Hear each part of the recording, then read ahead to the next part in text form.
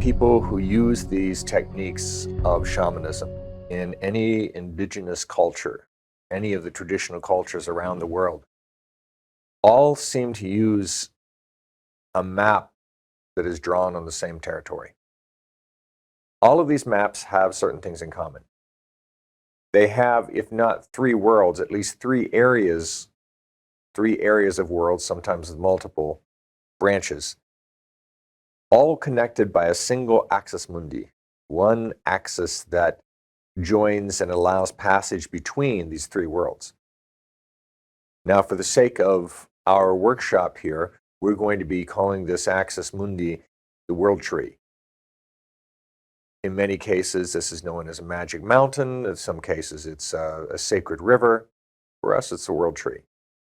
And these three worlds are very simply known as the lower world, the middle world, and the upper world. Now, one of the reasons that I believe that all shamans, all shamanic practitioners everywhere have gravitated to this map is that this is a map drawn on the actual territory of the spirit realms. It is also a map that reflects the fractal nature of shamanic work. What I mean by that is that in a very similar way, the human body itself is a map of the three worlds. Within our own body, we have the spine, which is the world tree. We have the upper world, the middle world, and the lower world. We carry this map with us in everything we do, all of our actions, all of our thoughts, our whole lives. What I want to talk about today is just a little bit about that shamanic map and about how we map the soul and about what it means to be a human being and to do this work of shamanic practice. So in shamanic traditions, when we talk about the soul, we mean something a lot more than what people in this day and age usually think of when they think of the soul. I mean, let's face it, most people in our culture tend to think of the soul as, well, little more than the medium by which we receive our just rewards in the afterlife, and not really something to pay a whole lot of attention to while we're alive. For the traditional shamanic practitioner, or even for someone living in a tribal culture, the soul is something much more, something much richer. In fact, the soul is their identity in a very real sense. Partially, this is because the soul has more than an individual identity. The soul is not just you. The soul is, certainly in the ancestral sense, it is your entire bloodline.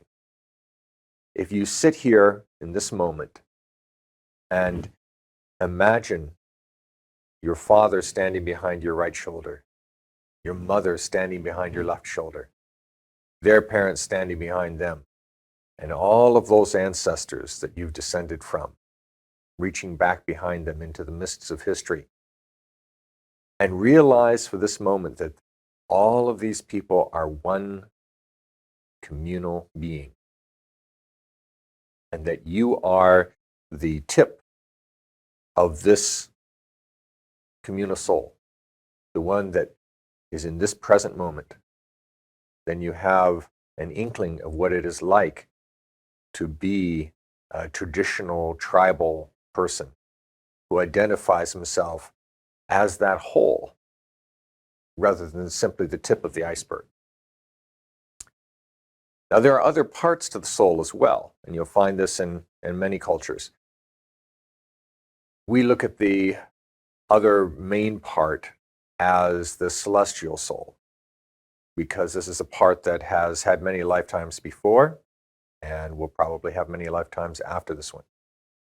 And so it's a little bit like having an x-axis represented by the ancestral soul and a y-axis represented by the celestial soul. And they both come together in this moment, in this body, to become you. So who you are, who I am in this moment, is not so much a thing, but a relationship between all these diverse parts, all of these ancestors and all their blessings. And it comes together in this moment in a way that allows us to open to greater realization, to greater awakening, but most importantly, to the experience of being here in this moment. And realizing that this moment, just as we realize that we are more than the individual, we are also capable of more than we can begin to realize in this moment. We're constantly opening our eyes to a deeper, richer, fuller sense of what we mean by real. We now have the opportunity with these teachings to sit here, not just with me, but with each other, to join in a greater communal soul, something like a tribe, and to embrace these teachings, to welcome these teachings into our souls in a way that will change not only us as individuals, but will benefit our ancestors, will benefit our families, will benefit our communities. Every community that we are a part of benefits from anything which we benefit from. And so this is not just about we, the individuals, but we, this community which is forming, which is coming into focus in this moment, and which will continue to grow and deepen and open and welcome each and every one of us throughout the course.